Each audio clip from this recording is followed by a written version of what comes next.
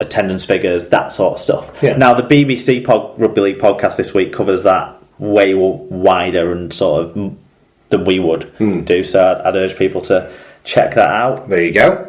But he goes on to get in touch yet again. Yeah, this one. He says, "Can't believe ye lot of all folk are saying 2 Super League games on TV a week is enough for your sport. Small thinking. Live streaming is completely useless at engaging new fans and serving existing ones.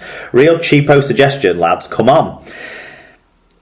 Dividing out coverage to have 4 or 5 Super League plus 1 Championship League 1 game a week should have been insisted on by the RFL last time. RFL bent over to Sky Bullies and fucked up any chance of serving the fans and the sport's coffers. Stuck with one uncaring broadcaster. Seriously, if you are not an RL fan, when might you notice RL with just 2 chances a week? The sport is practically invisible now." He goes on to say, okay, 2.5 chances a week with the Catalan games every other week. Mm-hmm. Domestic Club Rugby Union in the UK has 10 live games on each week and rises to 15 if you throw in French Club Rugby Union. But you are happy with 2. Yes, it's a reasonable amount to watch, but it means nobody knows you exist, and that's the problem. Listening to your full argument for streaming, and sorry lads, it has no logic for so many reasons. Please forget one camera streaming. We had one camera streaming for years. It was called the 1950s. Let's not go back in time, eh?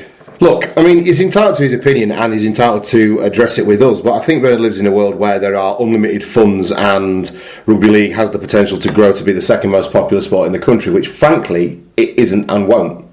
So we have to live within our means as a sport.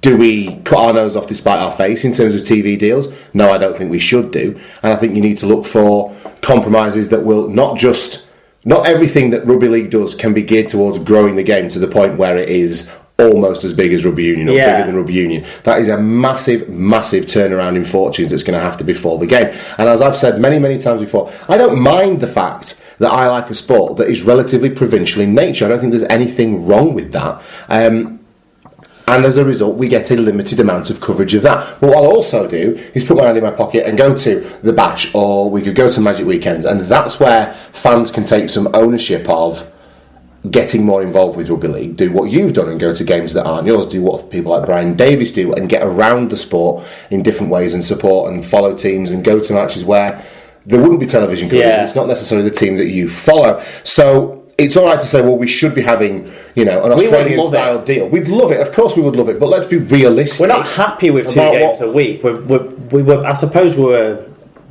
discussing the conversation, the bounds of reality. We were talking about the cost of single-camera streaming compared to your full-blown production that Sky offer or that Fox and Channel 9 offer. Now, I don't know if Bernard's got the wrong end of the stick. Like we were talking about the one camera streaming idea as a end game result. We'd be talking that as a starting point. At the moment, we have none of that. Yeah. So if we got that as a starting point, we're able to generate new revenue streams off the back of that. Yeah. Then you could roll out into better, wider, more exciting, more developed coverage and. Maybe, I don't know if Bernard's thinking we were talking about as the end game. I don't love the one camera stuff, but I prefer the one camera stuff to no stuff whatsoever. Yeah, exactly. And unfortunately, that's where we're at a lot of the time. Do you know what? I would have loved it if the RFL felt like they had a bigger bargaining chip, but the clubs were desperate for money. Yeah. Let's not forget that at that point, rugby league had been running at such a shit state that we were contemplating. Well, we were living in we were still suffering the troubles of the recession in a very recession-damaged area of the country. Exactly. So that had a massive impact on it, to the point where clubs were considering banding together and amalgamating things like Coaldale and all that noise. That was legitimately on the table for some clubs. So that's how desperate they were at the point at which Sky stepped in. So it was perfect. You were talking about right at the start. I'm talking about at the very start. I'm talking about the last TV deal. The last TV deal is a shower shite, but it goes to But clubs were desperate for the money. The genesis of that is from before then, from when clubs were equally as desperate for the money, and rugby league was really struggling at that point. Sky came in and basically saved the game, and I think Sky did step in with the Super League era. Yeah, it was on its arse. And crowds were down in the no teams were really averaging 5-figure crowds on a regular basis in the late 80s and early 90s. Yeah. So let's not, before we bite we are the now. fees in terms of Sky and what they provide in terms of coverage for rugby league, let's also keep in mind that it's pretty safe to say that had it not been for Sky interceding and putting money in, with whatever motivation they had, and certainly it wasn't entirely altruistic, but without that Sky money coming in, rugby league would be in an even worse state than it probably is now. And it's not for rugby league to just bend over and let Sky give them whatever they want to forevermore because of that situation that occurred 20 years ago. And I do feel the last television deal negotiations were poorly handled by the sport in general, but led by a small number of clubs who asked it all. Because you remember then they had that £500,000 or £300,000 payoff straight away that clubs got. That basically allowed some of the clubs to keep running for the end of those years. Exactly. I think so there's that deficit, that shortfall is going to have. The piper's going to have to be paid for that at some point. And then when it comes to renewing television deals, that's going to be something that comes up for other clubs as well. We have to be stronger next time, but we have to. The fans can create the situation where the sport is in a stronger position by turning up to games, by paying for subscriptions and making it clear to the subscription service that you're paying for it because you want to watch rugby league or whatever we could do. And talking about all these rugby union games, I have no fucking idea how many rugby union games are on TV. I couldn't tell you what they cover, where it's covered or anything. I certainly don't subscribe to BT Sport, which I understand carries most of the live stuff. Premiership, I think because I don't see it on Sky, so I assume it's on BT. Sky does a lot of the European rugby in terms of the European competition, so like the Challenge Cup and whatever the Champions League version of that is. Champions Cup, isn't it? Obviously, the terrestrial tech channels get some of the highlight packages, but also some of the Six Nations, which is more international anyway. And then I think BT Sport cover. Sky have some top 14 rugby from France as well, but it's spread out. BT Sport must have most of it because I don't see it, and I don't have BT Sport because they don't show rugby league. But I do have Premier Sports because they do show rugby league. Yeah, exactly. So I'm a rugby league fan, so I know where rugby league is, but I'm not a rugby union fan, so I don't know where. I don't subscribe to the packages that would carry all that. So I guess the argument carries weight in terms of people who don't follow the sport already on that regard. But Sky give reasonable prominence to the rugby league coverage. They do. They get it's featured heavily on Sky Sports News in terms of them advertising it and promoting it, in terms of the banners that they have on in the run up to games and stuff. So you see it. There is a presence there. You do. It is noticeable. It's about as much as Sky could be accused of not promoting it. The RFL has to take a lead in terms of growing the sport as well. The clubs have to take a lead as well, Tom. You can't just depend on the RFL to I agree with instigate every initiative. Have the RFL instigated all the marketing stuff that the Toronto Wolfpack have been doing? No, they have not, but the Toronto Wolfpack have carried things to a new level. They've got League One on television. So let me rephrase what I was saying. It's not down to just Sky to promote it. We as a sport need to get behind the idea of promoting our own products, and that's something that historically we haven't done very well. Yeah, not Sky's fault. But all valid points. Burns made a lot of valid points. I think he maybe misconstrued our small time thinking as an end game. So hopefully we've padded that out a little bit more. Whilst we don't think Sky have necessarily been a constant evil. No, I agree. Dom Hodgson says, my idea regarding streaming, some clubs already film home games and release them for a monthly fee. Wigan, Halifax, Bradford is mentioned as ones. I think Hull KR, who've noticed a big uptick in their subscriptions since they're now in the Championship, so they're not on TV. Why not club together and turn that into a pooled subscription where you subscribe to one and get them all? The clubs may be able to do this without RFL or Sky contract being broken. Oh, my word. I think they can, as long as it's not live. I think if it's a delayed rerun of the games, that would be entirely possible. The Super League, the Championship leagues, they could all coordinate that amongst themselves as well. If it's going to drive as much revenue. I think Wigan TV is a good revenue stream for Wigan. I know a lot of people who use the service, and it's good coverage. You get live games from some of the academy stuff and the reserve stuff, and from that side of things, you get highlights packages. that go up in incremental length of time. So you get a 2-minute one on like 2 hours after the game, a 15-minute one a day and a half after the game, then the full game usually at midnight on the Sunday.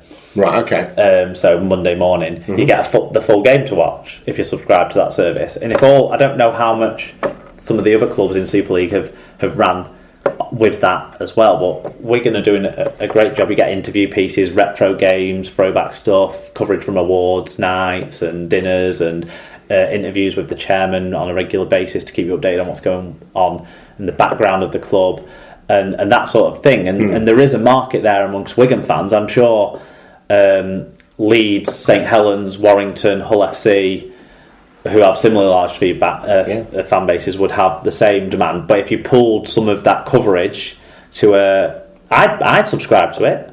Yeah, I think you're probably right. I'd throw in episodes of the Super League pod. That's it. Yeah, for people. We could be filmed. Yeah, I think we'd need a set, wouldn't we? We just have to put that. We wouldn't be filmed. We'd just, I don't know, get a slideshow in the background of embarrassing pictures of players in their youth or something. But it's not beyond the wit of man for the Super League and for the RFL again to organise it. Because if you go onto the YouTube pages that they put up, they've got the highlight packages ready to go, very professionally done, already on YouTube for you to grab and look at and dip in and out of. And so if you roll that up to a bigger thing, it's, I think, and then from that you use that money to reinvest back into the service. You look at what the NFL have done in terms of now they have a media empire, and a whole network television channel in America and in Canada. You can get it as well. Whereas I'm not saying we could have that with rugby league in terms of on network TV or even proportionally, but you get some football clubs who've got the channels on Sky as like extra subscriptions. You could potentially see the same sort of thing happen.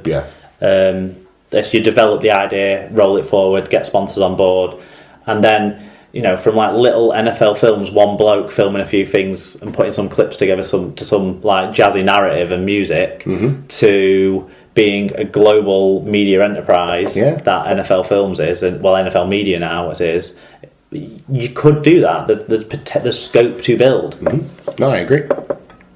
Who's next? Right, quiz feedback time, Thomas. God, do you know what? Every week I forget there's a fucking quiz at the end of this. It stresses me out. Mitchell Dart says he got 3 out of 5 in the trivia, got the Payer Brothers right at the very last second. Wally Frogmore said he got 2 out of 5 this week. Terrible. He's misspelled credible. But well done. Paul Michael Craig said I got them all except the Gleasons.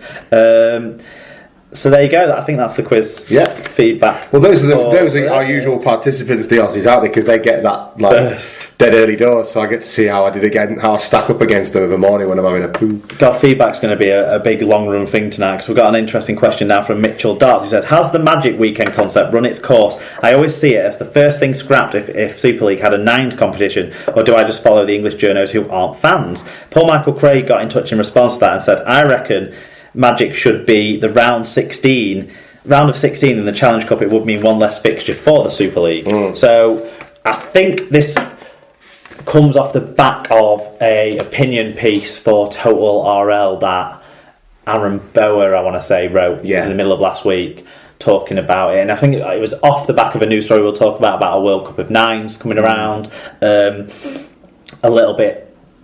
So how do we fit that into a calendar here and that sort of stuff. So, and also the other argument that a few people, Rob Studd is the biggest exponent of this that I know, is that it unbalances the fixture list. So when a promotion and relegation competition, it makes it unfair because it's an unbalanced fixture list. We've covered all of that stuff before, so let's just sort of talk about the actual question about whether the concepts run its course and would it be replaced by nines. Right. In an ideal world, where it was summer in January and we could do what the Aussies and the Kiwis do and have a nice tournament at the start of the season, that was brilliant, because it's a good day out, everyone can have a drink, watch some free-flowing rugby league. We can't just plan a nines tournament into the middle of our season. Clubs won't release their players to play in it necessarily, so it wouldn't be as well supported by the clubs, which means you wouldn't get the same calibre of product on the field and it would quickly die a death. That said, Magic Weekend is a useful tool for a couple of reasons, but not a useful tool for the clubs. So what I mean by that is it's a great way to get rugby league fans to congregate, draw some attention to the game, and have a big day out for the sport, which is great. And it's lovely when places like St James's Park or wherever they're going to do it, bathed in sunlight, everyone's having a drink, you get that party atmosphere. It's tremendous, okay? So you draw attention to the sport and you get that big away day. I suspect that most clubs would prefer it not to exist.